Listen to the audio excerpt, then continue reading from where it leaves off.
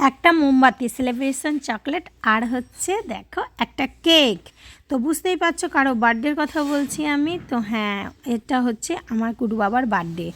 তো বার্থডেতে আনা হয়েছিল কেকটা তোমাদের দেখিয়ে নিচ্ছি। খুব সুন্দর কেক ছিল, আর কি বলো তো, দেখো খুব সুন্দর, আর খেতেও খুব টেস্টি ছিল। আর দেখো একটা বিড়াল ছবি, আর আমার কুটু বাবা দেখে তো খুব খুশি।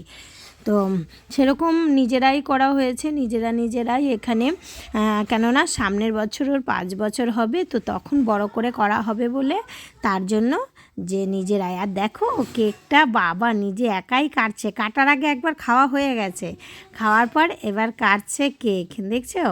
তো কেক কেটে নিয়ে এই যে হাত দিচ্ছে, মাথায় হাত বুলিয়ে দিচ্ছে, এটা হচ্ছে আমার বাবা মানে ওর দাদু।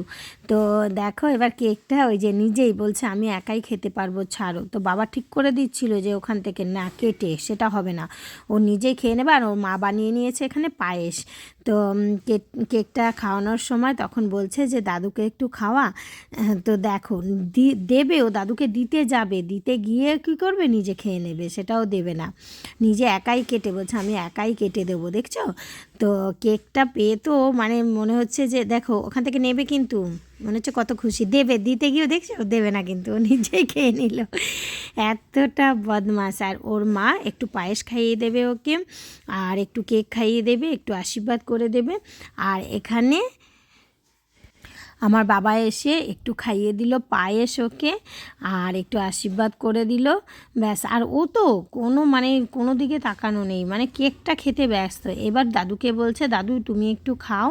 তো বাবাকে একটু দিল, দেখো ওপরের ক্রিমটা, কেক না কিন্তু, এবার তুমি যাও, এবার আমি খাই।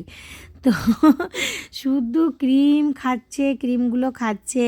আর তারপরে ওর মাও এবার একটুখানি আশীর্বাদ করে নেবে, ওর মা একটু পায়েস খাইয়ে দেবে, আর একটু কেক খাইয়ে দেবে। তো আর কুডু বাবা দেখো ড্রেসটা পরেছিল, যে ভালোই লাগছিল, খুব সুন্দর লাগছিল, একবার দেখে নাও। আর তোমরা সবাই অনেক অনেক আশীর্বাদ করো যেন ও অনেক বড় হয়।